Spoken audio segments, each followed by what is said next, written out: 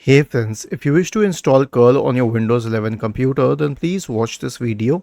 I will guide you through the process.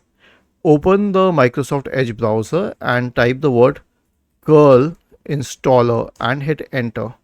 Okay, now it will show you the download link here. Click on download, or you can simply go to its website. Choose the top option here, click on this and then select open. You don't need to click on save as, because there's no need to save the installer file. You can simply click on open and it will open the installer file on your computer, though it needs a few seconds for that. Okay, so we will wait till then and then we will click on open here. And now it will ask you to open or ask you for an app to open the new GZ file. You can select this one and open. Okay,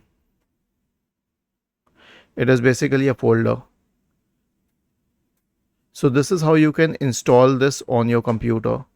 Was this helpful? If yes, then please subscribe to the channel.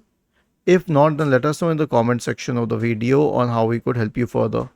Thank you for watching this video and have a nice day.